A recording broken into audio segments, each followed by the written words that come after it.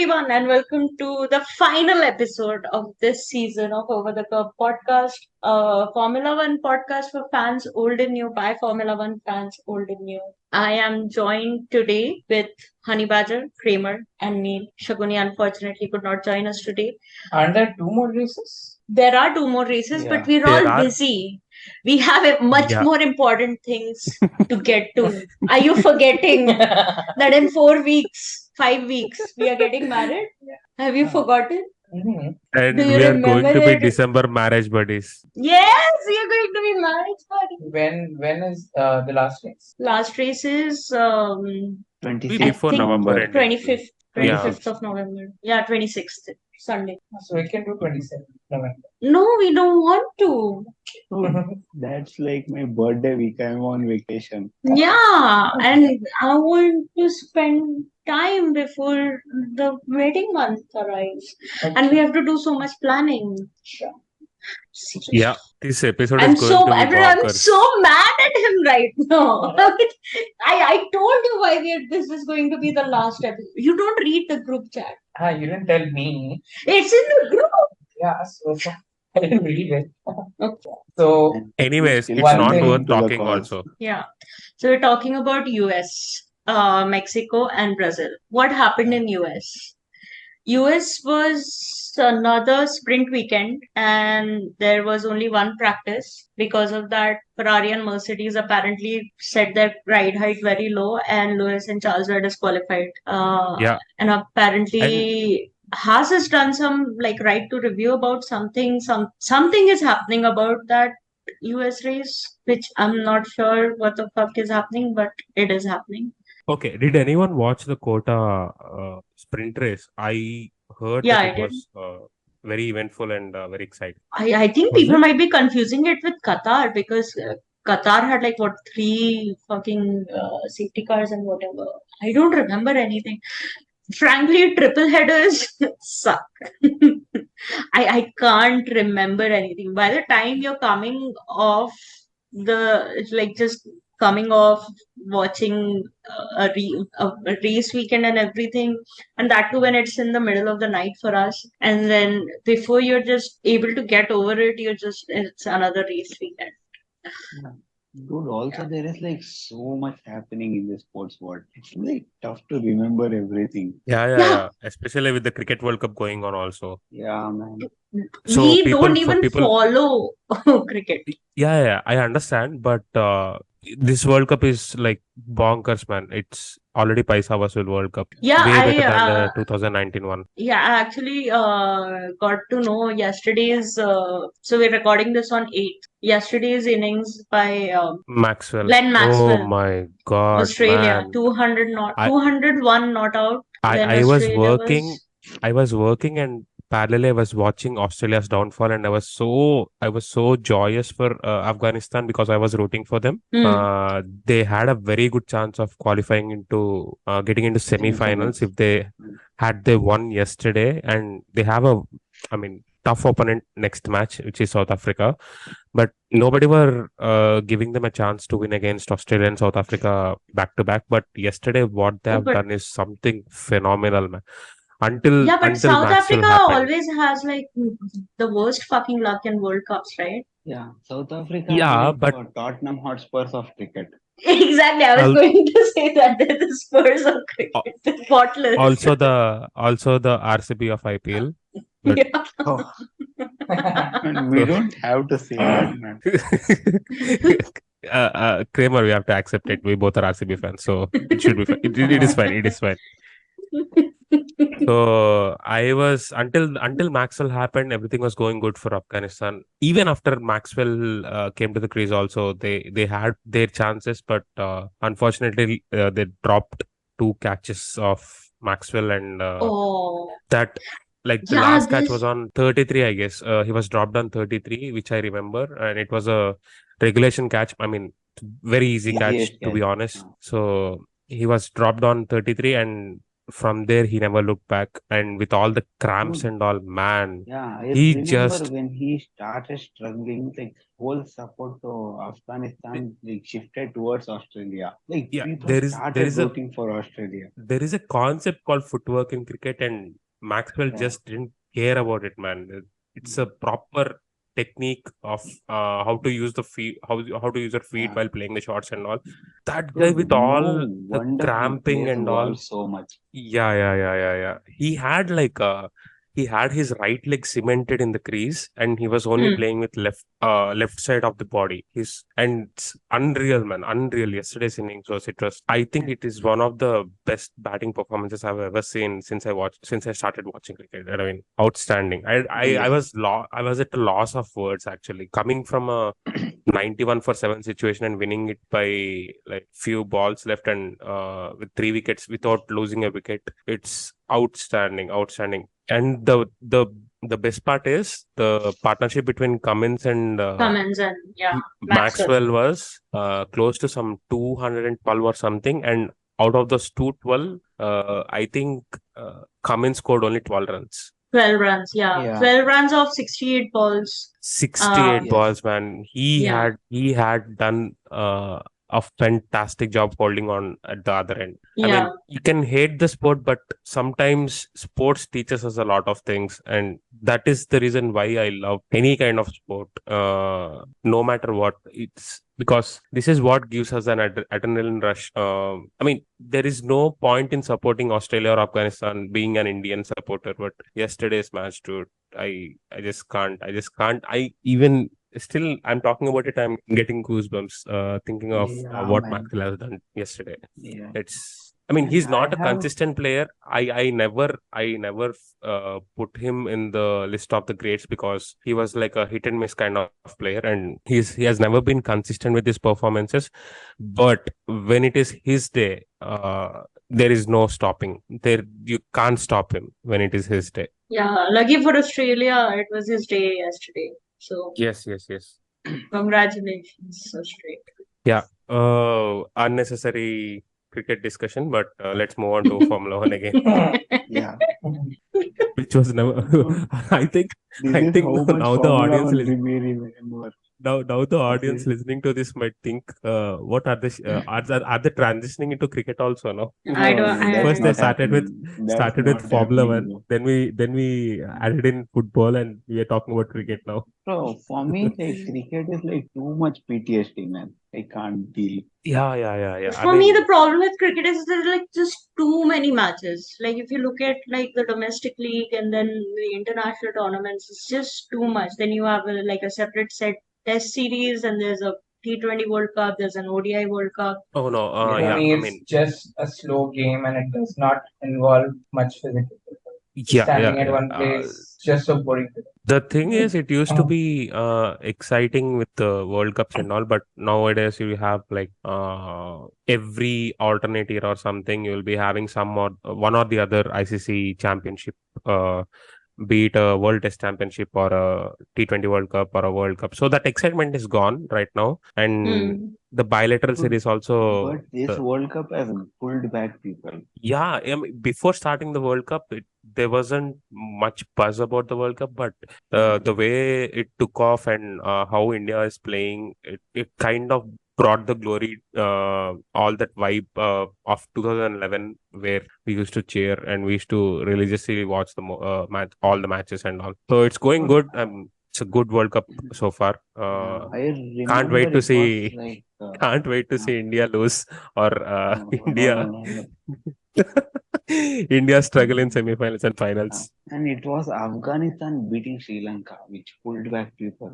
No, Yeah. Afghanistan beating England. So people Yeah, were like, yeah. wow, this is insane. From that game, like, wow, it's been good World Cup now. No pressure, easy, no tension. Okay. Okay. We'll put a full stop to the cricket discussion and we'll go Yeah. back to Formula And One. we have to. Yeah. Yeah. So Um, what happened at Kota? I missed Kota. I watched a part of Mexico race. And I think Brazil. I didn't watch the sprint, but there was nothing much happening in sprint as well in Brazil, right? It was Brazil sprint was, I mean, see, the thing is that sprints in Brazil work because the track is so yeah, good. yeah, The track yeah. is like phenomenal. Since 2021, when the concept of sprint came, and Brazil has always been on the calendar as a sprint track. So by that logic, yeah, it was good. But Yeah, but I would say this not. is by far the most boring Brazil weekend I've ever seen. Yes, yes, yes. I mean, race was better than sprint if I remember. I think I saw a sprint replay, but there was nothing much exciting happening over there. It's just a normal stuff, and they were holding positions. I think one or few battles were there, but nothing much was happening. But race was good. Yeah, The see, strategies and all they were good. And Mexico, I remember it bits and pieces, but Kota, I Mexico, I was think completely off. the biggest talking point was Perez crashing out in first lap and Daniel Ricciardo's performance. Yeah. We'll come to that. And yeah, but Let's Brazil talk to about me, Kota first. Who oh who saw man, Kota race? I did see Kota, but I don't remember anything that happened in Kota. It's been 3 weeks, right? It's been 3 or 4 3 weeks. Exactly, weeks. that's the problem. Yeah, all I remember is I saw the race. I was happy. Perez was somewhere behind. Lewis had finished second, and I went to sleep. And I woke up next morning and found out that Lewis has been disqualified, and even Charles has been disqualified. So Oh yeah, the disqualification. I think they finished 3 and 4, right? Or No, 2 2 and 3. on 5. 2 and 3, 2 and 3, two. 2 and 3. Yes, yes. No, Charles was not on the podium. No, I Charles think was Lando fifth. was. Charles Charles finished was. right behind Hamilton, if I'm not wrong. No, No, no, Charles no. was fifth. He was behind Perez. Okay. So that is what But I remember. And Logan Sargent won his first points because of the disqualifications. yes. Um, But crazy man, why are they only two drivers to be happen to get disqualified and not the others? I'm sure no, there s- were other cars as well, which yeah. not followed the rules. So the way I understand it is that there is a like post race there are checks that happen, right? And Yeah. how it happens is that they randomly select cars and they will Okay. check for specific things. So not every car is checked for the plank underneath.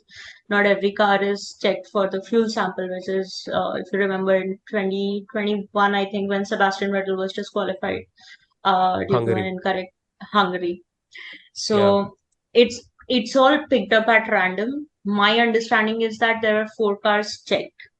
What happened was that I think that they first selected Lewis and Charles, and they both did not pass the test, and that's why they had to pick 2 more drivers. I think it was Max and Lando, and they Yeah. passed the check. But the process of selecting which car is going to be checked is decided by people. It's not like a random number generator or something like that. Okay. Because I think and I mean, conspiracy theorists and tinfoil hat armchair experts will say that oh, it's targeted towards Lewis or it's targeted towards Charles or it's like anybody but Red Bull or whatever the fuck they want to say. But I think I saw a graphic which said that Lewis and Charles have been picked for these random checks that are supposed to be random more than other teams. Or I think it was like it was either team. Yeah, it was team. So like Ferrari and Mercedes have been picked more often than other teams. So the thing is that because it's like people deciding which cars to check, there is a chance of like some sort of biases that can come into their decision making process. But at the end of the day, it's just bad luck, man. Like it could have very well have been that they chose Charles and Lewis, and their car just did not have any problems, which has happened on multiple occasions whenever they have been picked. So it was just unlucky. I think that some people were also saying that it's a ploy to make sure that Checo finishes second in the championship, which I don't think they care about it. I think just like Red Bull, FIA is also happy as long as Max is winning. Yeah, man, it's just unlucky. I think And Mercedes debrief video after Kota also said that because we had limited running in Kota, we were not able to gauge how high we need to keep the car, and because Kota is a very, very bumpy track, they ended up in a situation where that minimum thickness was not met in the post-race test. So it's just unlucky. It's unfortunate, but the rules are rules. And I mean, one thing that I would say is that you're correct, Honey Badger, that if in a sample you have 50% of people not passing the check, ideally it should be like you check the entire rest of the grid, but that's not how it works. And historically, like, the precedence is that if you are selected and if you don't meet whatever criteria you're being tested on, you get disqualified, and that's the end of it. That's the precedence that has been set. So if there is going to be a change going forward, it will be applicable going forward, but I don't see it happening now. Yeah, I think So- Hamilton also said the same thing, right? Yeah, it was just one of those. Is this the first time the disqualification is happening in this way? I mean, for the plank thing, yeah, maybe. Last I remember was Sebastian Vettel getting disqualified due to the insufficient sample. amount of fuel sample that they were able to extract. That I know. For these things. Not sure. I don't remember any such thing happened. Yeah, exactly. No, the thing is that, I don't so like, remember. whatever. So let's say there are like 5 different checks that happen. So at random, 10 different drivers will be picked whose cars will be checked. And it will be like 2 tested for each thing. And wherever there is a problem, it would be a disqualification. So I don't think it's I think that these checks do happen. It's just that this is the first time somebody has been disqualified because the minimum criteria was not met. So yeah, can't do anything. Kota, to be very honest, I don't remember the sprint at all. I think it is because there wasn't much happening in that race. Yeah. And yeah, so Kota, one thing I do remember is Mercedes strategy and Mercedes pit stops. I think, and I actually wanted to ask this to you, Honey Badger. I've had this in my mind since I finished watching Kota. I think, and I want you to confirm if what I'm thinking is correct or not. I think that Mercedes in their dominant era was so dominant that they never needed to pay too much attention to these blunders like efficient pit stops and good fucking strategies. Because Max Verstappen, after his first stint, stopped before Lewis, and he was some 26 seconds. He came out 26 seconds behind Lewis, and Mercedes fucking did not pit him. Mercedes did not react to it. It was supposed to be a 2-stop strategy, and Mercedes wanted to take a gamble to have a 1-stop strategy and try to beat Max like that. Which, I mean, in hindsight, I think it's a good thing that because if Lewis had won that race and then he got disqualified, I would have been fucking heartbroken. But but I think Mercedes just never had to like work on these things because their car was so dominant. Because these strategy decisions, dude, I don't understand how this is happening. There was a statistic. I don't agree. I don't agree Okay, thank actually. God. Yeah. So I'll give you a few examples of the dominant era where they had on-point strategies and the pit stops. So double stacking, they were always the king, right? And if you take a Mercedes versus Ferrari, take a 2017, 2018, 2019, whatever race, the average pit stop time was always less than what Ferrari had. Okay. Most of the times, from what I observed, they had this average pit stop times less than Ferrari, Red Bull have a pretty good record with the pit stops. Yeah. So I'm not considering Red Bull because it used to finish third in all the 3 years. So that's regarding the pit stops, and regarding the strategies also, they had a clear 1-2 in mind, and they know how to get the points for both the cars. I mean, good enough points for all the cars. And James Vowles being a good strategist, I mean, we can diss him, we can abuse him for what he has done to Bottas multiple times. Yeah. But the thing is, they used to secure the maximum points for both the cars. Mhm. And twice in Hungary, hunting of Lewis happened. I mean, the hammer time happened. Yeah. Twice in Hungary, which is like nobody believed in the strategy. Even Hamilton was questioning both the times, but still they were on point with the strategy. And I would like to give you one more example also in 2018 Japan or 2019 Japan. I don't remember actually. So in the Q3 it was slightly raining, and I think Mercedes have gone out on softs and they have or softs or Cotton mediums. pole. I'm not sure. Yeah, they've set the times and came into the pits. And then the rain got heavier. What others did was take an example of Ferrari with Sebastian Vettel. So he went out on softs and he was slow. He was kind of slow in getting the out lap, and I think he slid in the corner and he came back to the pits. He came with inters again. Okay. So by that time, I think both the Mercedes have set the fastest times, and the rain got intensified. So obviously with intermediate tires, you can't beat the timing of the soft tires, right? Right. Yeah. Right. So these kind of small things, doing the right things at the right time, they were on point all the time, even in their dominant era. The thing is, now there is serious lack of expertise Yeah.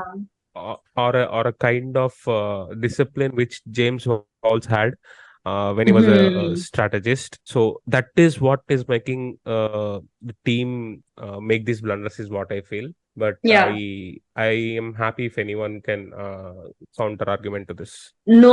I mean, like, I wanted to understand, because to me, the reason I asked that question was, to me, it seemed like it was such a stupid mistake, because somebody like me watching from home, the minute I saw the gap, so like I think the average time lost in pit stops was either 20 seconds or 22 seconds in Kota, and Max came out 26 seconds. So ideally, in my head, I'm like, if Max is 26 seconds behind, he's not going to cover 4-5 seconds in just 1 or 2 laps, right?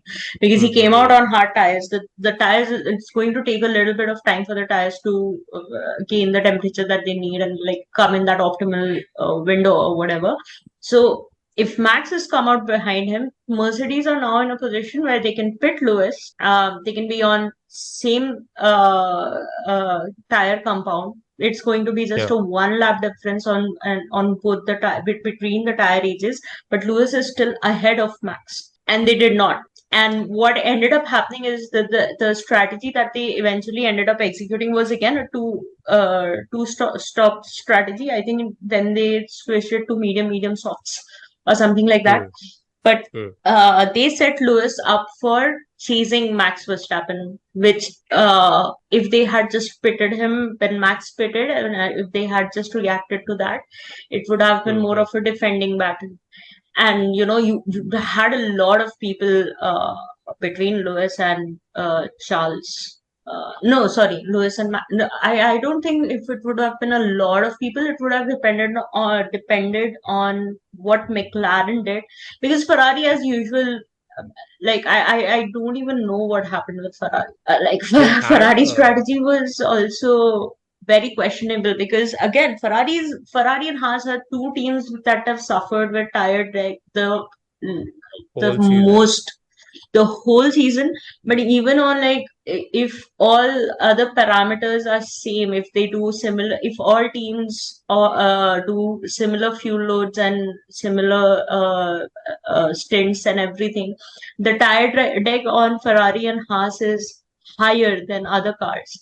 But Ferrari again wanted to go for a one stop, which I think was the stupidest big, because I think after the race there was some video where Charles and Gasly are talking to each other, and Charles playfully asked Gasly, if you're planning to do a one stop. He's like, no, I'm not fucking stupid. Who the fuck will do a one stop in Kota? And I so, I saw the memes only, but I don't have much of a context on it. And later I came to I realized that Charles had a one stop. And how how do you manage with high tire degradation and one stop, dude? you are like, Ferrari is a team that should, so like, if the race is supposed to be a one-stop race, they should be trying to find an optimal two-stop strategy, because if you know that your tire deg is high, Just if go the for it. strategy is going, yeah, if the strategy is like the preferred strategy is a medium hard one stop, if I am a Ferrari strategist with the deck that I have, I would try to go for a medium soft, medium, or medium soft, or something like that, or a hard Yeah. soft, or something like that.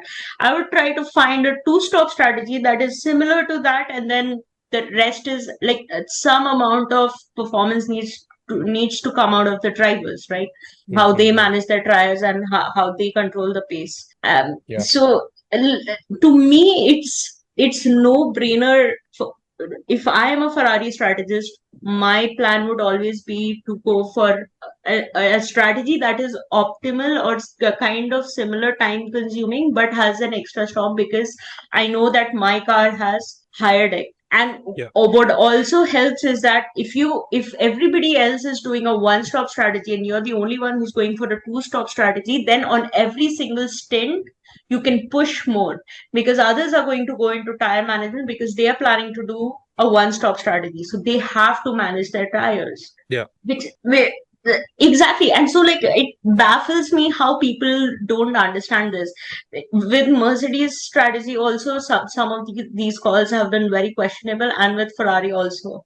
Like, they have done a good job this year, but first of all, like, 2022 bar was a very fucking low, and they're Ferrari. Dude, they're the most successful, they're historically the most successful constructor in the sport, in the history of the sport. They should Yeah. know better. So I don't understand this, but yeah, so questionable strategies. And then I think another statistic that I saw was that in this entire season, only 2% of Mercedes pit stops have been less than 2.5 2.5? seconds. 2.5 Oh, seconds, or that's around something 2%. concerning. Yeah, that's why I asked the question as like, is it like not, are they in that similar mindset? Because I've seen their double stacks and everything, and I don't think that I don't think their double stacks in last year or this year, if they've done any, have been particularly bad. But I would still say that last 2 years, if they've done a double stack, one of the drivers' pit stop has been slower, and it's usually the driver who's coming in second. Maybe one reason why these double stacks used to be good was because there was a considerable distance between Lewis and Valtteri, which probably is not the case between George and Lewis. But still, man, George sucks. I'm like, fuck George. But that's the best wing, man. It's a whiny bitch. I have no patience for George anymore. Yeah, so that's it about Kota. I don't think the sprint was, and again, I don't remember about the sprint, but this is mainly what I wanted to talk about the race. Wait, did Alonso DNF in Kota or I have to check. not sure? Not sure. Somewhere in the these three races or somewhere he had a Oh yeah, DNF. he DNF in Kota. He did? Yes. Okay. How was it? Was it a mechanical issue or something like that, or a crash? I don't think it was a crash, because then I would remember that. It was just a DNF. Yeah. Sorry. Mexico main talking points were Perez first lap incident, and Daniel Ricciardo. Man, Daniel Ricciardo. I mean, people could say that, oh, he was getting a tow from Yuki or whatever, but like Q3, Yuki was not there, and he qualified P4 ahead of Perez. He split both the Red Bulls. Yeah, and even in the race also he did pretty good, right? He did a very good job, considering that team is like what, fucking last It was He last finished. until Mexico, but he He finished finished P7. seventh. Yeah, Yeah. yeah. Okay. Started P4, finished P7. I don't think he could have done much more, but I think a couple more laps and he would have gotten George also. I think he was fighting George for P6 towards the end of the race. But Okay. Talking about P7, hmm, I just remember Hulkenberg is still in F1 this season. yeah. Yeah. I almost forgot, dude. What is he up to these days? I mean, I haven't been He hearing hasn't done anything anything like about K-Mag spectacular. or Hulkenberg. Sorry, Kramer, go ahead. Yeah, no, Haas hasn't done anything spectacular or like noticing worthy. Yeah, he hasn't. The thing is that Haas has good pace. Like they have a good single lap pace, okay? So, and I think Nico Hulkenberg has been able to capitalize on those aspects. So like you'll see incredible qualifying performances by Hulkenberg. The most memorable being, I think, Austria. It was, I don't know if it was sprint shootout or the main qualifying, but Hmm. yeah, that's where Hulkenberg, I think he qualified P2 or yeah, he qualified P2 or something. Yeah, But the thing is that car is so shit. That car is so shit that in the race it just drops. So it doesn't matter if Nico or Magnussen qualify top 10 or something. Like at the end of the day, they're just going to fall down the but it is they're also nowhere. kind of good for them that people are not noticing them. And I think what I read was that the only upgrades that they've had, I don't know if it was second half of the season or throughout the entire season, is the upgrades that they brought in quota, and they haven't been very effective, and like the team is worried about their I think that this is the case with a lot of teams. Mercedes, Aston, Haas, they, I think to an extent, Williams and Alfa Romeo also, they don't have a clear understanding of where to go with their car for the next season. I think for Mercedes, it is, after Brazil, I think it has been clear that they need to start over. Like that Brazil performance was so bad. Hmm. But okay, so looking at what has happened in these almost back-to-back sprints, okay, Qatar, uh, Kota, and then Brazil. I would much rather see. I get the argument of practice sessions are boring. Practice sessions there's not much excitement because it's just cars going out doing their runs, collecting data, this that blah blah blah. But would you rather watch a race where the cars are optimally set up and then there is a fight happening on track? Or would you rather watch drivers struggle because the car hasn't been properly set up because they don't have enough information because there's only one practice session? Hmm. I mean, At least there has to be at least 2 practices. yes, Yeah, yes. yeah. The old sprint, I think last season or before last season, that sprint structure was good because we had like FP1 and qualifying, and Qualifying then on FP2 Saturday we had FP2 and then sprint race, sprint, and then and Sunday then main Sunday race, right? was main race. But again, like park for me, you just have, and also again, like a lot of people after Brazil, okay, when they saw how bad the Mercedes was in the sprint race, what people said was, why did Mercedes just not made the setup changes and started from pit lane? Because it's not that difficult for you to make up places in Brazil. Somebody starting from behind or pit lane, and it's not like Lewis has not done it, and it's not like that Mercedes is not a good car. The W14 is a decent enough car if it is set up properly with enough data. So if you've done a run of what 20 odd laps with race pace, you're racing and you have enough information and you realize that you need to make those changes, why not just breach park for me rules and just start from the pit lane? But my point is that that should be an opportunity, like with these new regulations. Okay, you've brought ground effect cars, you've introduced a lot of what do you say? A lot of variables, like every single race weekend, it's like it's all dependent on track. It all depends on how you set up the car. It all depends on what your car's aero efficiency is, ride height is, this, that, blah, blah, blah. There's already so many variables.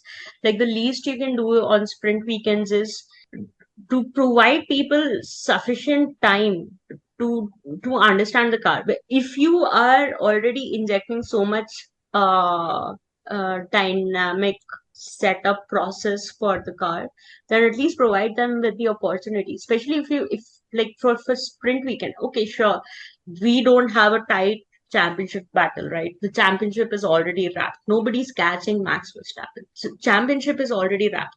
But imagine if this was a battle like 2021. Imagine. And imagine a championship battle coming to an end because one team got their setup wrong because they did not have enough practice time. Yeah. So like that right now, I'm seeing it as a Mercedes fan. It doesn't matter. Like Lewis finishing P2, P3 in the Drivers' Championship, it doesn't matter because he's not finishing P1 in the Driver Championship. That is all that matters to me. And I even get to your him. point, but the thing is, it's the same for all the teams, right? There'll be counter argument of something of these sorts. So Yeah. I think it is fine, but it should be. I am all in for having an extra practice session when sprint weekend is there. Yeah. But again, this seems more like an excuse to be fair, I would say. No. I understand. Like, I mean, I don't think I would be saying all of this if US disqualification and then Brazil performance would not have happened. Because if this was happening with some other team, yeah, sure.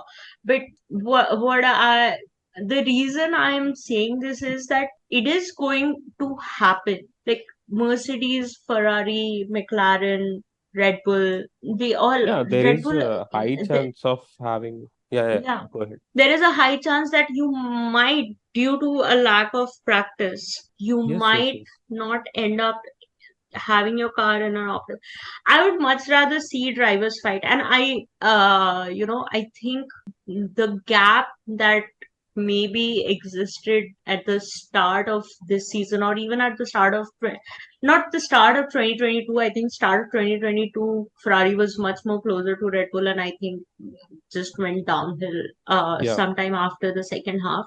But I think that the midfield at least is close enough, and the teams are close enough on points where I don't want them struggling because of car setup. And if not just that, like if you don't want to have what do you say, an extra practice session, at least make some changes to the parc fermé rules for sprint weekends. Like restrict what can be changed. It's not like you can create an entirely new car or something like that. Like have some, if you're taking away practice time, then there should be some changes to give some flexibility in some sense. Some form of flexibility should be there. Yeah. I agree.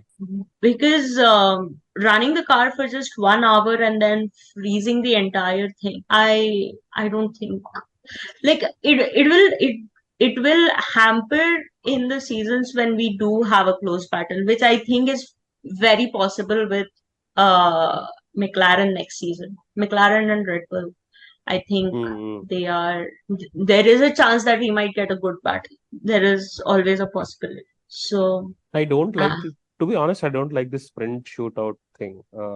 They've made it into an independent race weekend in between a weekend. So because there is no there are more points for grabs, but like having a different qualifying session and then a different, like it's just Saturday is a standalone day in and of itself. So if you don't consume Friday and if you don't consume Sunday, you're still watching a qualifying and a race. You're just watching the Gen Z version of it, as opposed to what millennials and boomers prefer. So I don't know. Maybe I don't know. Yep. So Mexico, Daniel Ricciardo, again, a lot of talks with about Daniel Ricciardo eventually replacing who's it? Sergio Perez in the Red Bull next season. What do you think about this whole Checo thing, replacing and all, Checo, being even the replaced by first, Daniel? I don't have any I'm on the fence for this one. I'm okay either ways because I just don't care about the team. Okay. I'm okay with Daniel replacing Checo or even Checo continuing for the next season also. I'm okay with it. I just want to see the drama. Yeah, this year the silly season has been a little bit meh. Hmm. There hasn't been a lot of drama with respect to. Yeah. Yeah, with And respect to anything. Yeah, this has got to This be one season, of the most boring seasons, I think. yeah. last year we had a good meet with Oscar and Alonso, Sebastian Alonso, retirement. Vettel. Yeah. Yeah.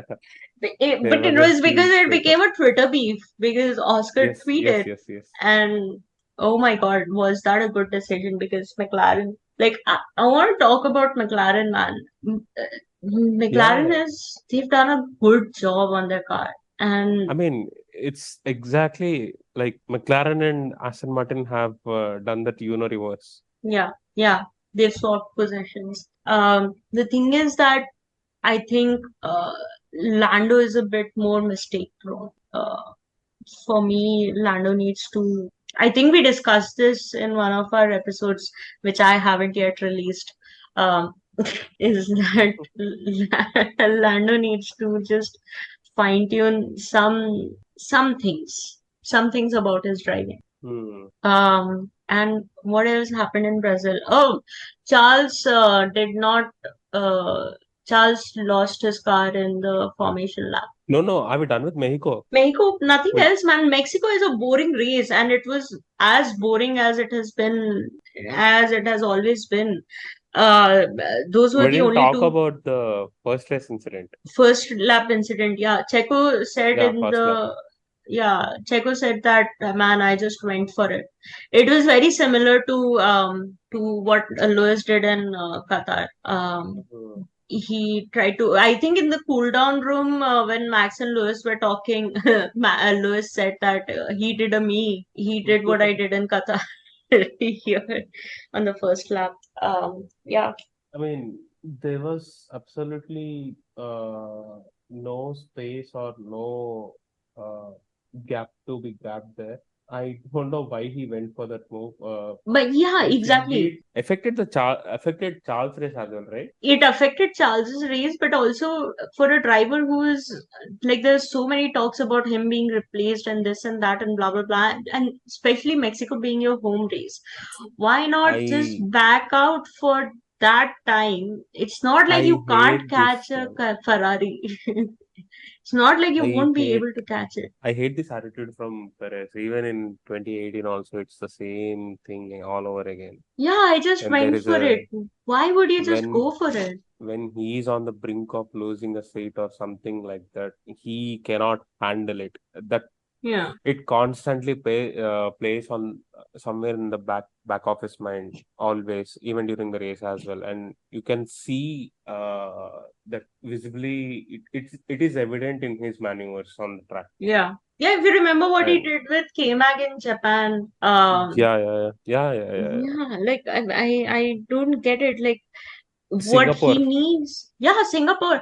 Exactly. Like you've had these string of like bad fucking moves that you've made. Now is your chance. You've qualified well enough. Yeah, And it's a home you're race. starting in top five. It's your home race. It's not like you can't catch the Ferrari eventually. You will be able to Yeah. catch the Ferrari. The Mexico track is like you just need, like, just stay in his DRS range for 2 laps, and eventually with your DRS you will be able to catch him. And you'll be able to show the team that is raising questions and talking shit about you in the media and everything that you're still you may have had some bad luck, but you're still a consistent team player, and you can perform in that car. Yeah. Like I was very bothered by his when he talked to the media after the first lap incident. He was like, I just went for it, and it's this I think the interviewer also was like, oh, Senna once said that if there's a gap that exists and you don't go for it, you're not a racing driver anymore. Racing driver, yeah. I get it, but again, like given the conditions and your circumstances, I think that was just a very stupid move. Yeah. Like next season, if McLaren and Red Bull are matched on pace, and let's say first 4, 5, 6 races, it's like McLaren is winning one and Red Bull is winning another, and something like that. Uh, they can't keep Checo in the team because they need somebody who is a second driver who can play the team game, and they can like use him to favor Max, like how they used to do it with Bottas in Mercedes. They need somebody. The advantage that McLaren has is that Oscar and Lando, like Oscar also, I would say, while Oscar has good qualifying performances, he does need to work on his race pace compared to Norris, because Norris is, I would not say a lot more faster, but he's still considerably faster than Oscar. That over a course of a race, Oscar would suffer if he doesn't match up that race pace to Norris. But again, I would give him a pass because for his rookie season, he's doing incredibly well. He's had a sprint win before Norris. I mean, granted, it's a sprint win, but it's a win nonetheless. Yes. But if I were to place my bets, given that Red Bull and McLaren are going to be on point in pace, I would place my bets on McLaren because Perez is just not performing to that extent that they need to. I was quite shocked to see Mexican crowd booing Charles, to be honest. Yeah, this entire booing thing, guys, if you're listening, I don't think we have any Mexican listeners, but I think it happens everywhere. And like, just stop. It's okay. Yeah. Somebody's always going to dominate. Sometimes it's going to be the driver you support. Sometimes it's going to be the team you support. Sometimes it's not going to be. It's okay. It's part of the sport. You cannot be winning all the time. Me saying this as a Mercedes fan. But if I'm at a race and Max Verstappen wins, I'm not gonna sit there and boo him. He's working hard. It's not being handed to him on a silver platter. He comes in, he puts in consistent performances, he manages his race very well, and that's why he's able to win it. And that's what makes champions. That kind of consistency is what makes champions. That is what Vettel did, that is what Schumacher did, that is what Senna did, Prost did. Any greats you take from however long ago, it was just that consistently putting in good performances. That's what it is. It's literally how champions are made. So just stop with the booing. We get it. You hate him. It's okay. Save it for your keyboard fighting on Twitter. Just stop booing. I don't get it. I think like drivers, I think even Lewis and Max at this point are pretty much very okay with each other, but their fans are like, they would start a world war for these two drivers, and I don't get it. It's like, it's fine, guys. It's okay. I don't get it. Yeah. Is there anything else about Mexico? Yeah, I guess that's it. I don't remember the race. I just saw the race. No, I would just say that, like, man, that track sucks. Like, Mexico, not a good track. And I think that if Sergio Perez is not on the grid next year, I don't think Mexico is going to continue. They already have a race in Kota. Everybody from Mexico can just come to Kota and watch the race. It's not Mexico. We don't hate you. Just build a better track. That track is shit. Like, the grandstand section, I think, is good, but that, I think, turn 4, 5, 6 section, that it just kills everything that you might have done on the rest of the lap to get to the. You mean after the second DRS? Yeah. Yeah. That entire section, it just sucks. Yeah. So build a better track. Yeah. I don't mind having a race in Mexico. Just build a better track. And then let's come to Brazil. I don't want to Yeah. talk about Brazil. As a Mercedes fan, I think that was the most painful race I've seen. That was so bad. For Ferrari fans as well. Starting from where did they start?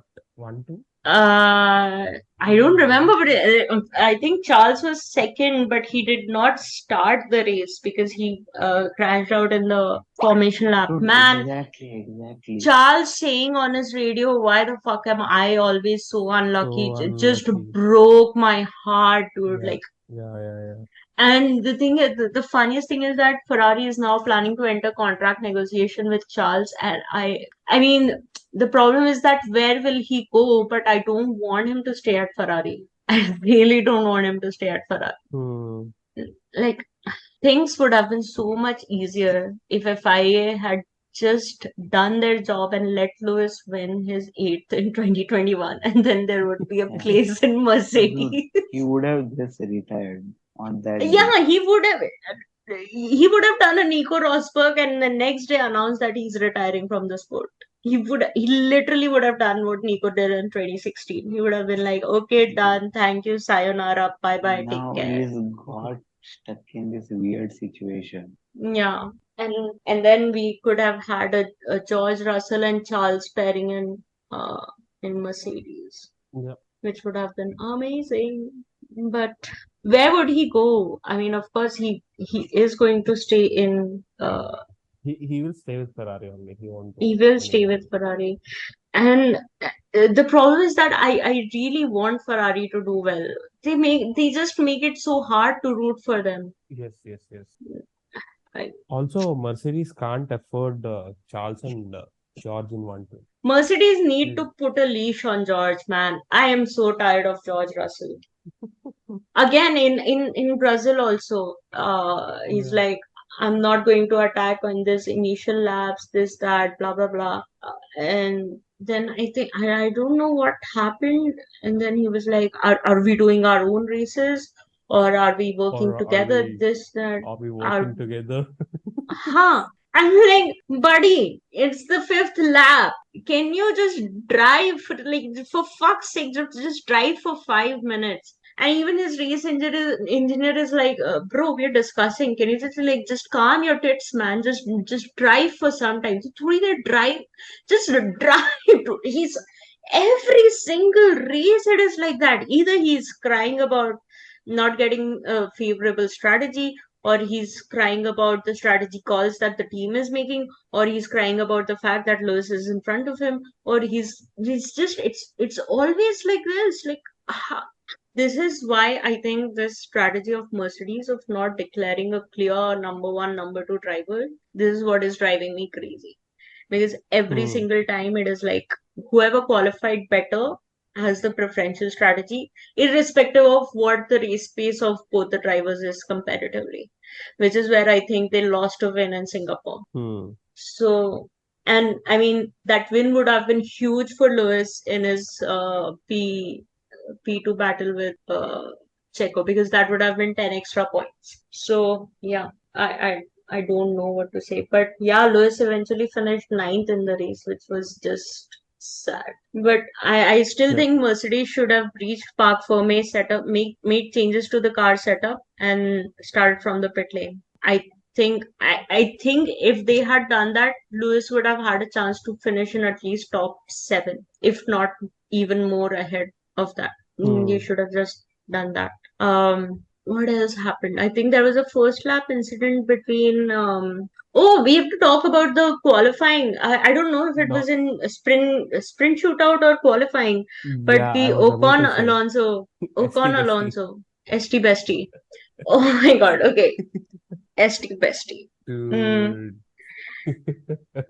How much of an idiot is he? He's like, I didn't lose.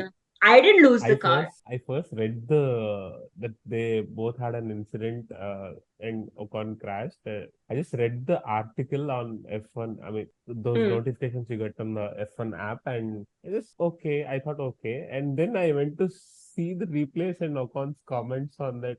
Even after replays, also he was holding on to his opinion to it. That was very funny for me. That There is is so. literally a video evidence of video evidence showing he lost his car on the while coming off the curb, Yeah.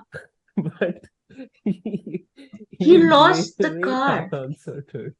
He's blaming Alonso, dude. That's so funny. And That is so Alonso funny. was like, I have not seen the replay, but yeah, it's like, I don't think I could have done anything more. It was like wrong place, wrong time situation, something like that. Alonso is being like all calm and composed about it. Ocon is like, wasn't my fault, man. Didn't do anything Yeah, yeah, yeah. wrong. I didn't lose the car. And how much is his beef? Like, it it just gives you a perspective of how how bad the relationship between Alonso and Ocon was at Alpine, and I think it is proof why Alonso made the move the way he did from Alpine to Aston. I think. I saw someone was saying in the comment section or somewhere they were saying that Alonso shouldn't have defended Hamilton in Hungary 2021. Yeah, I know. I saw that comment. Oh my God. Yeah. There is something with Ocon and Brazil, dude. He had these kind of incidents in Brazil only. The beef with Max also. Must happen. Yeah. Yes. Oh God, what a character, man, Ocon. Yeah. Everyone was commenting 5-second penalty for Ocon, lifetime penalty for Ocon, all these things. Yeah, and this is again, I don't know which episode I said this on, but this is again, it shows why Ocon will never have a spot at a top team. And any chance he might have had to go to Mercedes eventually is gone now, because he's shown time and again that he's incapable of having any accountability. Like, it's just not like, no team wants a driver that is going to go out of its way to create unnecessary beef within the team and with his teammates and with other I drivers think also. Mercedes has moved on from Ocon, yeah, considering Ocon. I think their new favorite is maybe Mick Schumacher. Mick Schumacher, Yeah. yeah. Or a Lando Norris. Either of these two, but I don't see Ocon coming to Mercedes. I don't see Lando also coming to. I think Lando has paid his dues with McLaren, that he deserves to have success with that team. Okay. I think we can all agree that McLaren is a race winning car, and it's a shame that they have not won a single race yet. But I mean, realistically, where did they have the chance? I would not consider Singapore because it's very difficult to overtake there, and it was a Carlos Sainz masterclass. I would not say Singapore, but where else did they? Qatar? I mean, Qatar, I would say. And Qatar is the sprint that Oscar won. So I don't know. I think that the McLaren became what it is now very late into the season. I think. Yeah. Had they just come in with a car like that, they would have gotten a somewhere win. around in Hungary, then they would have been in a good position by now. Yeah, but that car was good from Silverstone onwards. I think Silverstone was a very big surprise for everybody. Which is, you remember when Mika Hakkinen said that, oh, McLaren is back or something like that. Yeah. So I would say they're thereabouts. But yeah, I think in the hands of somebody like Max, Alonso, even Vettel, Lewis, Charles, it is a race winning car. It is a race winning car.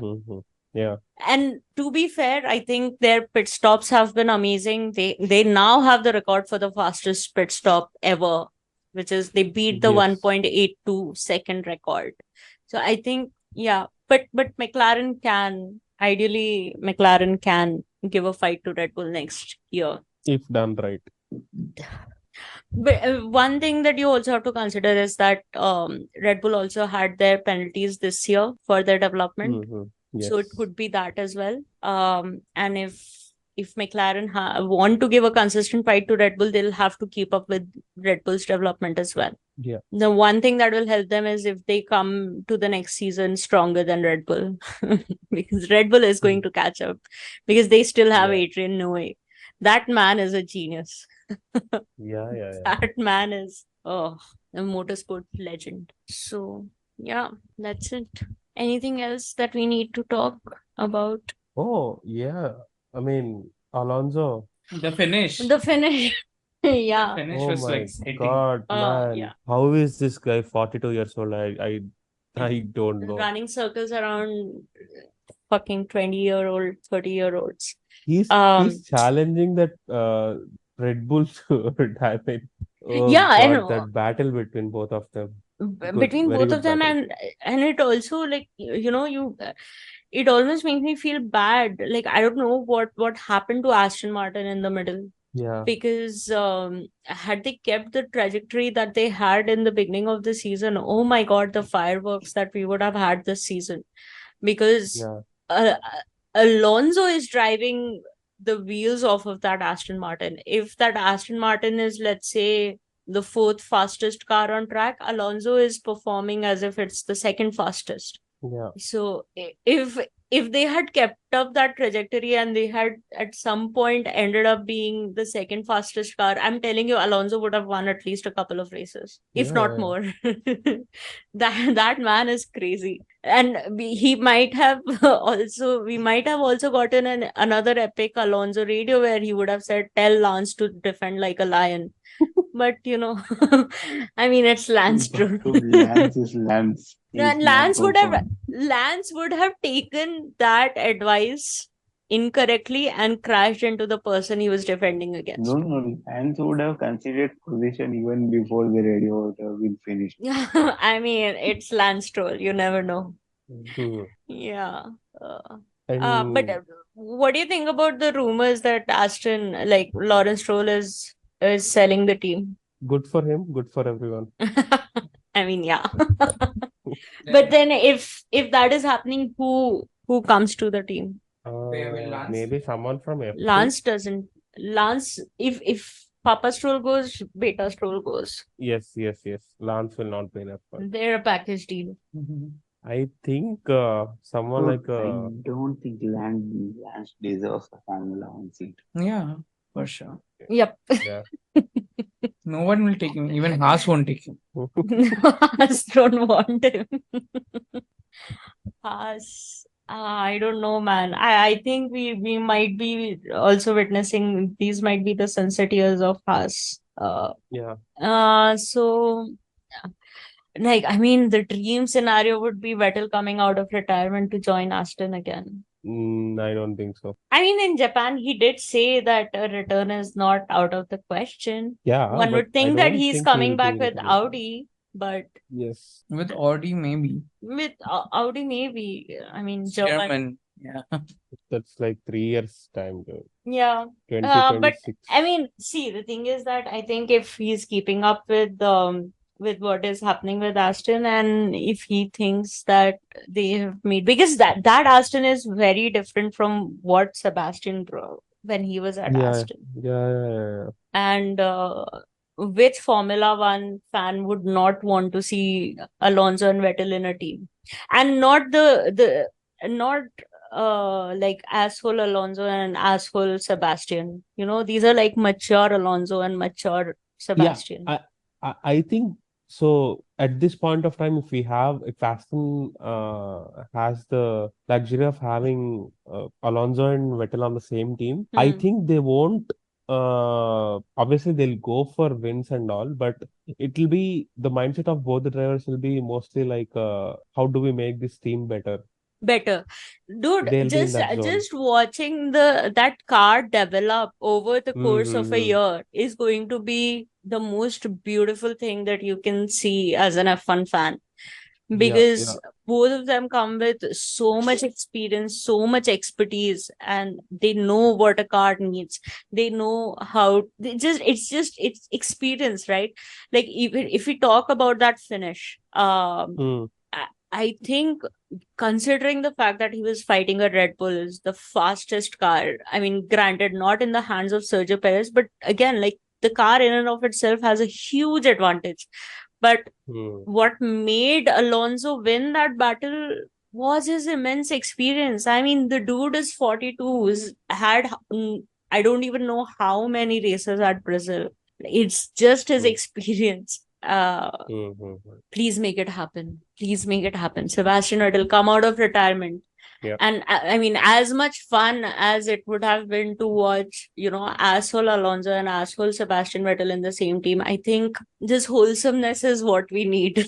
Also, it's another chance for whenever it is that they decide to retire, there is a chance that we would have proper fucking donuts for their retirement as opposed to that weak ass shit we got in 2020. 22 was it? When did Sebastian retire? Last year only, right? After last season? Yeah. So, yep, I think this is what we need. Yeah. Any other talking points in Brazil? I don't think so. No, I think I just want to tell Mercedes, drop this concept, man. Like, I think last year's Brazil gave you a false sense of what W13 and this philosophy is capable of.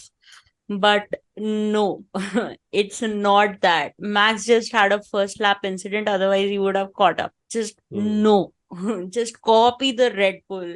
Fuck your pride. Copy the Red Bull. Give Lewis a good car. Give him his 8th championship so that somebody new can come. I mean, I don't want Lewis to leave, but like, please, come on. Just do it. That's it. Before we wrap up, any thoughts on Vegas? Apparently I checked my calendar and that race weekend is going to last Thursday, Friday, Saturday. What? Did you know that? Friday, Saturday. Yep. Oh. Yep. Not on Sunday. Nope. Oh, okay. I'm not excited about Vegas, to be frank. Nobody is, I think. Thank God I'm not alone. Except for few Americans. Yeah, I think because so on my calendar, what it shows is that Friday, 10 o'clock in the morning is the first practice. Then 1:30 is the second practice on Friday. So that's clearly Thursday evening, night, afternoon, sometime around that for the US. Okay. Saturday, 10 o'clock in the morning is practice 3. And then again, 1:30 is qualifying. And then Sunday, 11:30 in the morning is the race. Yeah. So obviously it will finish 18th night in US. Yes. The race time. So it's got it. Yeah. So it's for us, it's like Japan timings, but a little bit better. Because Japan, I think the practice sessions used to be like 6 or 7 hour time. So yep, that's good. Better than watching a race on Monday morning, I would say. If I have to watch a race morning, I would much rather watch it on Sunday than Monday. So that's that. Yeah, not excited for Vegas. The track layout looks shit. I think Kramer said inverted pig, right? Yeah. Yep, it is like that. Red Bull is obviously going to be a clear winner if you look at all the straights and everything. And I don't know, their entire thing was, oh my God, it is going to be so much fun having a race at the strip or whatever. They have put up so many blockades there. You won't be able to, like, from a safety point of view and also money making point of view, because they don't want people to just be at some restaurant or something or a hotel and be able to watch the race. So I don't even know. I don't have high hopes from Vegas. I think it's going to be another Max Verstappen victory. Maybe Sergio Perez second if he qualifies well, and then third would be whoever is better in between Lando and Oscar, because they're the only ones with good straight line speed, I would say. Yeah. So all in all, I think our F1 season is done. So is our podcast for this year. Yes. Yeah, we will come back next season with something better. Yes, something bigger, something better, more consistent, hopefully more consistent. I don't know how much streaming we would be able to do, but that is something we have in mind. What else? Game streams, I'm not too sure, but yeah, I would like nothing more than watching matches together and watching races together. It'll be fun. Hopefully, we'll be mostly invested in the, what do we say, the Formula One streaming stuff. streaming stuff. Yeah, I mean, it's going to take time. The thing is that right now for us, it's like, okay, you're doing your other stuff and you have a match running in the background. I don't watch every single Premier League match. And even races, I mean, I don't know. Let's see. It's something, we have bigger things to think about for the next 2 months. And then once we are done with life, maybe February, we'll brainstorm what we are planning to do. Yeah. Also, before we wrap up, if you guys want to discuss 15 minutes of awesome Chelsea performance last Tuesday. Neil is finally interested. He's looked at me for the first time in 2 hours after I said, let's talk about Chelsea. I haven't watched any football match. 2 red cards, 5 disallowed goals, and final result of Chelsea Spurs match 4-1. Karma is a bitch. Spurs, fuck you. Sincerely, a Liverpool fan. Fuck off. Dude, for me, it was a 4 a.m. game. I woke up and saw it. Damn. Neil didn't watch it. Yeah. And he went to sleep. I knew that Chelsea was playing, and the only thing I saw before going to sleep, because it was 1:30 our time, the only thing I saw was, I think I checked the scores somewhere around 10-11 minutes into the game. So that was 1-0 to Tottenham. And I was like, there's no point in asking Neil to wake up and watch the match. So I also went to sleep. And the next morning, we both woke up. I woke up after you left for work. So Neil messaged me after I woke up, and then he was like, when I get back home, we're going to watch the highlights because this was a crazy match.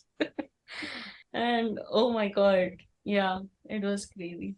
Yesterday, Barca lost to Shakhtar Donetsk. Yeah. And AC Milan won against PSG. Crazy. That group is crazy, man. AC Milan, PSG, Newcastle, and Dortmund. But AC Milan didn't go through to knockouts, right? No. I think there's one more match left now. Yeah. But I saw the qualification already in that group, I guess, if I'm not wrong. Let me double check once more. Isn't it? Don't they draw again? Like every single time a stage is done in Champions League? Yeah, they do. But I'm saying there are like 2 more games remaining. Yeah. Man, zero. What a no, 3 more. 2 more games. 2 more games. For some, 3 more. Today is one match. Today is also one round, no? Yeah. At what time, man? This group, anyone can go through. It's 6-7-5-4. Sorry, 7-6-5-4 at the points. Anyone can go through. We literally don't have any horse in this race. Newcastle. No, Newcastle has PSG and Milan. Okay, that's tough. Milan PSG, has Milan, and Newcastle. But what a week Newcastle had, man. Knocked out United from Carabao Cup and won against Arsenal. And it's Manchester United. But Kramer, I think we have to mention this. Your trust on Harry Maguire was he's like proving me right. It is paying off. It is paying off, to be frank. I think the top performers for the last 3 matches for United are Onana and Maguire only. Yeah, man. Yeah, that is true. But so much effort on Harry Maguire, I am coming up with conspiracy theories now on why Varane is not playing. Okay. It's like, man, these guys know that Manchester are gonna lose, so they're like, we will put Maguire and see. Let's just try. Let's not like bring down the stocks of Rafael Varane. Yeah, but that match was crazy. The amount of controversy in one match. Oh my God. So why is football taking lessons from Formula One? I don't understand. What is all with this conspiracy and like controversial decisions? I'm telling you, it's all because of Gen Z. Wow. Yeah, they like controversy. It's all because of Gen Z. I think that's the only way you can keep their attention. Like they feed, they need drama. Dude, I am kind of angry because this On? guy, Anthony Taylor, has like ruined Chelsea single-handedly. Yeah, and he's the He's the official in Yeah. Manchester City Chelsea match. seriously. He was has- demoted to He was championship. demoted to the championship for 2 Yeah, months. Yes, He didn't yes, referee anything. Even there, he dropped like a stinker of a performance. Then he's like coming back direct to Chelsea game. That was like Man City. I'm like, Yeah, that's what the bro, it's F is wrong with already it the is like FA, 11 man. against. Doing, man. Like, why would they put him as a referee in such an important match? Like, Yeah. why? That too, Somebody he who has- was demoted. Yeah, he has agreed that he has cheated against Chelsea in Spurs game last season. Was like, Yep. yeah, there was a bias from my side towards Spurs. And I'm Exactly. like, bro, this is some bullshit, man. I'm just angry. It's like without starting the match only, we've already lost. Yeah. Yeah, I know already. Like someone's getting a red card. I mean, Manchester as it is, it getting was a Man City. It penalty. was going to be Yeah. difficult. Yeah. And now it's I'm Anthony not Taylor. worried about these big teams. I'm worried about these low block teams. Yeah, seriously, we Won't play happen. well against the big teams. Yeah. And then against fuck it Arsenal, up we played against well. Brentford. Yeah.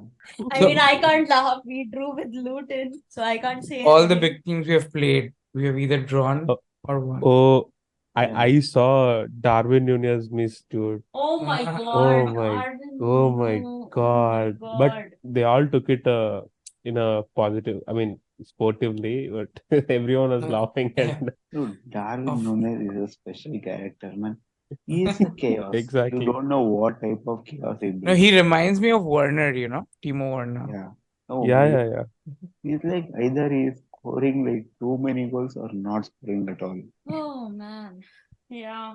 And like, I mean, to be fair, like Luis Diaz scored that equalizer for us in 90 plus 5 and 95th minute of this. Oh my Yeah. god. I just like And what's happening with Manchester United? they suck, man. I hate them. Dude, all the games they have won is like on the 1-0. basis of vibes.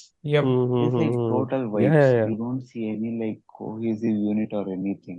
It's like they're scraping through just. Yeah. There is no dominance, no beautiful football Yeah. played whatsoever. And Chelsea is like full opposite. They are like fully dominant but not scoring any goals.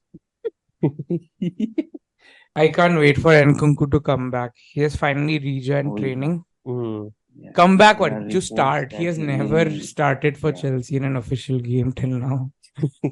Okay, have you seen the Manchester match? The derby. City Yeah, I City saw. match. Yeah, I saw. Yes, it's Jeremy for Doku derby. masterclass. Yeah, Doku is playing amazing, man. Like they I just think- get good players out of like anything. He was such a cheap Yeah. purchase, and Yeah, he's yeah, turning out to be such a wonderful signing. And this guy, they just sent Cole Palmer. He's been like most Chelsea. important player for us. Yeah. Yeah, I'm loving Cole Palmer. I mean, he is the change that we needed, I think so. The type of player. Mhm. Even Nicola Jackson, he is, I think, This is for the the last 3 first to game 4 he matches, he's played been well. on the scoring sheets, right? No, no. No. He didn't score for so many matches. This Tottenham match, he scored a hat trick. Yes. Okay. So now he has total 5 goals, but he was missing way too many chances. He missed 4 Okay. chances in this game This also. reminds me of Willian. He would drop Willian. stinker after stinker and then he would play like one brilliant game against Tottenham and Arsenal. Yeah. I- But I- Willian I- was I at least a dribbler, na? At Oh, least he yeah, would yeah. cross. He was consistent had- in that way. And also he had a free kick. He was a free Oh, kick yeah. specialist. And also he could score from outside the box. Jackson. Dude, I- Marcus I still- Alonso against Tottenham. He's like, Yep. man, I would put that Marcus Alonso in any team. Yeah. Yes, I Marcus still Alonso- can't believe how you guys sold Willian to Arsenal, dude. Yeah, but then The Arsenal almost- didn't reap the benefits. Fulham is reaping the benefits. Yeah, yeah, yeah. He's playing well in Fulham, but Arsenal though didn't get him. Like, Dude, players who went from Chelsea to Arsenal, that like they didn't do well at Arsenal. look at Kai Yeah, Havertz. obviously. Yeah. What is he doing? Except for maybe David Luiz. David Luiz for a period of 3-4 months, he Yeah, was but good. if you compare David Luiz of Chelsea and David Luiz of like Arsenal, Ah, it's like nowhere, apples and nowhere. oranges. Arsenal is a retire home for Chelsea players. Yes, Yeah. yes, yes, yes. And players Even who till come now. from Arsenal to Chelsea are like brilliant. Brilliant. Yeah. Mm-hmm. Best example is Ashley Cole. Yeah, Ashley Yeah. Cole, Olivier Giroud. Giroud. Damn. Dude, someone has to stop this fucking Jude Bellingham, dude. No one can stop He it. That he guy will insane, man. he oh my God, I saw that El Clasico match and I was like, "Ugh." Exactly what was I fearing before the match, that exact thing happened, dude. The feeling that He's Real Madrid fans had for Messi, that is the feeling you had for Jude Yeah, Bellingham. yes. exactly. It's Also, now, speaking of man, this Messi, congratulations to him for his eighth Ballon d'Or. Yeah. yeah, eighth. But Undisputed GOAT. the GOAT and all is fine, but I don't think the Ballon d'Or belongs to him for this year at least. No, dude. Come on, he had more. See, I have had this Yeah. argument so many times with so many people. So I'm going to start again. Is he had a very, very, very good World Cup, and overall Yeah, goal yeah. contributions was more than Haaland. He scored, I mean, goals and assists, 67 goals and assists, and Haaland had like 61. Okay. I haven't checked his. I assumed that his PSG stats weren't that great. No, So PSG stats were goals and assists were 30, and rest and everything for country. yeah. That's what. So I think, with the exception of goals scored, Everything else. Key yes. passes, And touches, the day they dribbles, won, everything else. World Messi. yeah, the day they won World Cup, I knew that Ballon d'Or is going for Messi. Yeah. Yeah, I mean, No way. everyone had that kind of feeling. Yeah. So there was no dispute I there. mean, But Haaland wanted Messi to win.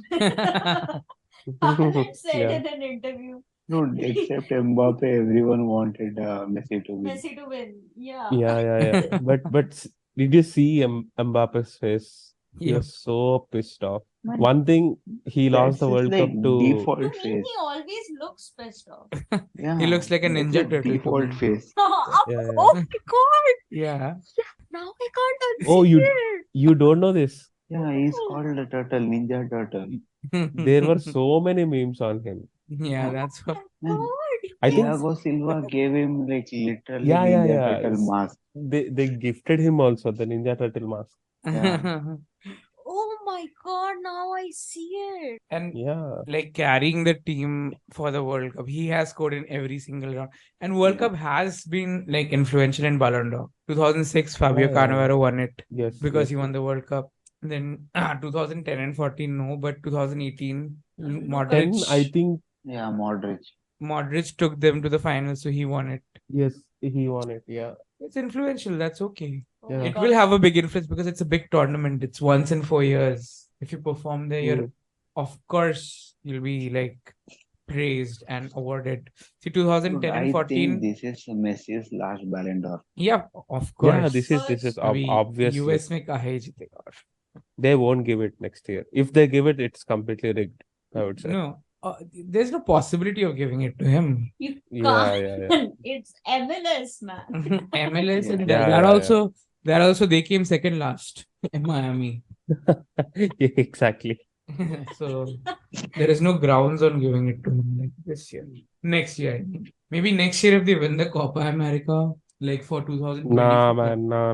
2025. No, because the Ballon d'Or will be over by then. No, I still don't think that counts because Dude, like that's I feel so sorry for Sancho, man. He was like the most talented among Bellingham, Haaland, and Sancho in Dortmund. But Yep. again, came to United and got ruined. Yeah. United ruins players' careers, man. Seriously. Pogba, Sancho, Yeah. so many of them. Yeah. They're such good players, but when they come to United, they're shit. you only gave 2 examples. I want more. Dude, Anthony Casemiro. Martial, Casemiro. Casemiro is still playing good, yeah. Isn't he the Yeah, one yeah, who yeah. got like who has like the most number of red cards? No, this it's Sergio Romero. season? Or Romero after this. Yeah. So Casemiro has 3, he has 4. Yes, fucking got me. Even He was in my Anthony. fantasy league, man. He was in my Not fantasy Anthony league. Martial, Anthony. Anthony the also. Brazilian. Even Martial was also. Rashford. The funniest thing is, I saw that meme that Rashford has been playing for United for like, what, 7 years now? Yeah. Hmm. Nicholas Jackson scored a hat-trick before him in the Premier League. Wow. Oh my God. To That's Nicholas the thing. Jackson of all. Exactly. Who wasted 5 chances, like 5 clear-cut chances against Tottenham. He still scored a hat trick. Against Spurs now. Yeah. That match only. That match only.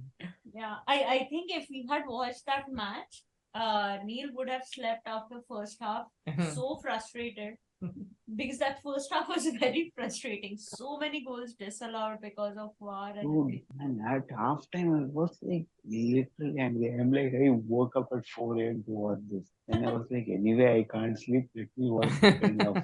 Because I thought like genuinely this Son and Madison would play better. It would be like nice for Spurs football to Yeah. watch.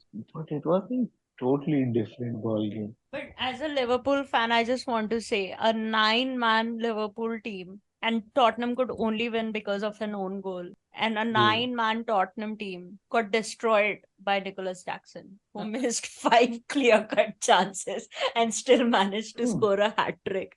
Spurs They suck. went to like Did you some see that back to line of worse defense? tactics. Yeah.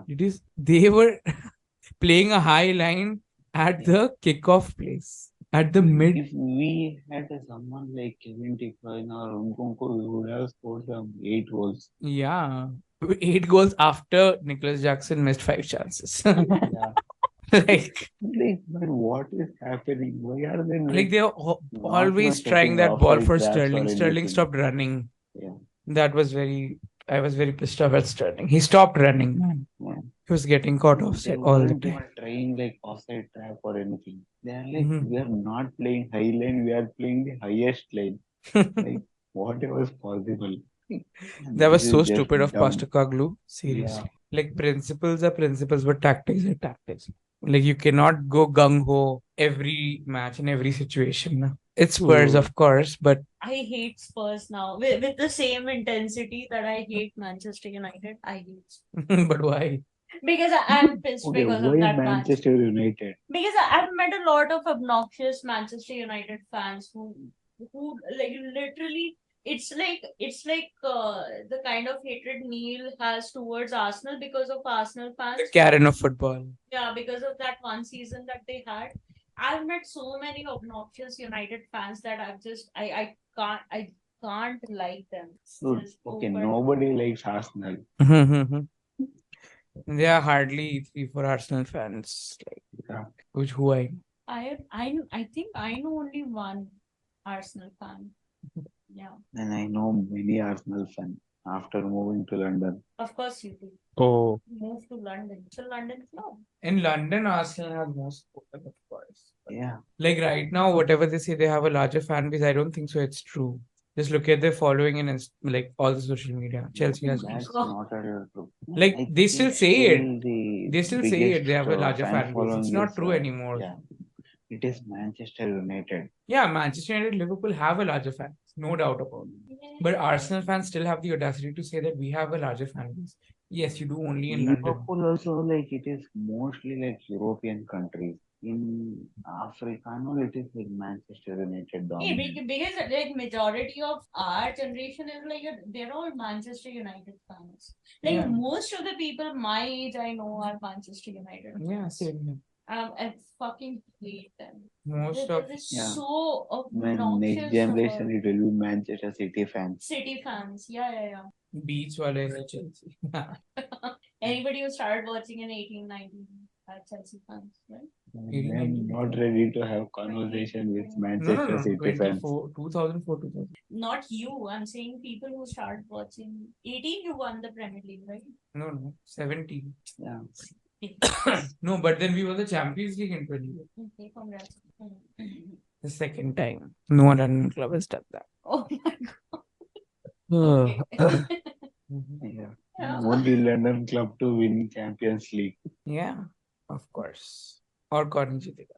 Sometimes you are so obnoxious as a Chelsea fan. Yeah, but now it's like a rebuild process. Let's see what happens. Yeah, when I'm do we kind have of F1 predictions confident- ready? No. No. As always. Great. Great. Yeah. And for F1 predictions, we'll post it on Instagram. Yeah, I'll post it. But Kramer, I know I made you change the prediction, but I gave you the point for that, so don't worry Yeah, I about know. it. Yeah, I don't cheat. I'm not the FIA or the fucking referees of Shakuni. Premier What? League. I play I play fair. All right, guys, that's it for this episode and this season. We will be back after our international break. After our major events are done. Personal breaks. Major events, personal breaks. Yeah, I can't even do the opening. Nothing's gonna happen on our socials. It is going to be as dead as it has always been. Hopefully, next year Yeah. is the year we start posting. You know, you never know. You never know. Yeah, like Yeah. short rants about The problem is none of my rants are short. That is the problem. That's why I said you Historically. will do short rants, which will fit in a reel. No. So We for are- that we are reason, not- we have to post another reel for context. I remember there was after the cost cap thing came out, Honey Badger and me were recording an episode. Honey Badger was like, I don't want to talk, and I still ended up doing a 20-minute rant, which is a separate episode on that podcast. Oh, I So remember you guys doing a similar thing for Singapore, like previous season. previous season Singapore. Yeah, I was like, okay, I have seen this race. Let me listen to this podcast. And one of you were like, okay, I have a short rant and went on for like 35 minutes Yeah. That about happens. that rain and everything. Yeah. I think we said that you were at the track and still we had to Yeah, give you yeah. updates of Yeah, what there was was no happening because updates you didn't get to know while being on the track. Yeah, we've had Dude, some I fun literally times. had to search for like internet spots to get there. Yeah. So, man, even on track, everyone were like, man, we don't give a fuck. It happens when it happens. We don't know. We don't know. Yeah. Yeah. Yeah, Literally, F1 has been people were shit like for a that. while. Yeah, so some fun rants have been had, but none that can fit into a reel. What we can actually do is post the build up and then be like, if you want to listen to the rest of the rant, follow the podcast. Listen to us on YouTube or Spotify. That's all we can do. Yeah, that is a good idea. That was it this season. Good season. Good luck to all our football clubs. We will still be watching the races and everything, and we'll have our Instagram chats, but we won't be recording any episodes. And then Until next season. until next season of Formula One Or begins. pre-season. Yeah, pre-season or maybe like January once the break is over for football. Football After that, winter break. yeah, I football. mean, we can. I mean, once everything is sorted with our personal lives, after all the events are done, we can get back to talking about football, even if there is Yeah. no Formula Yep. One also. Yep. Maybe Should the be fine, Champions League quarterfinal onwards. Yes, and I mean, obviously I the don't want to transfer watch window. Champions. I don't want to watch. Oh, the transfer window roundup. But I transfer don't window want is to there. watch We have Champions to do League. transfer window. Yeah, transfer window roundup like 1st or 2nd Feb will do if we can. Yeah. So excited. So cute. Okay. All right. Okay. Chalo, bye guys. Good night. Dude, that's where Chelsea thrives, okay? Transfer window is the most important thing for us. Yeah. Like Caicedo and Enzo. Lavia. Romeo Lavia, Okay. who hasn't played till now. Cool. He's injured. At least Chelsea thrives somewhere. Yeah. Yep. Yeah. And All right. that's a 3 points lead. Yep. But yeah, let's meet after. Finish the recording. Yeah. Okay. Bye. Say bye, everyone. Bye. Bye, everyone. Bye. Meet Happy you next New season. Year. Yeah, Happy New Year, Happy Diwali, Happy Merry Christmas. And what? Happy Hanukkah. Happy Whatever you celebrate. Thanksgiving. Best wishes for whatever festival you celebrate in this festive season. Yeah. We will see you next year. Advance wishes for a good new year to you. Don't drink too much, but have fun on 31st night. Great. Bye.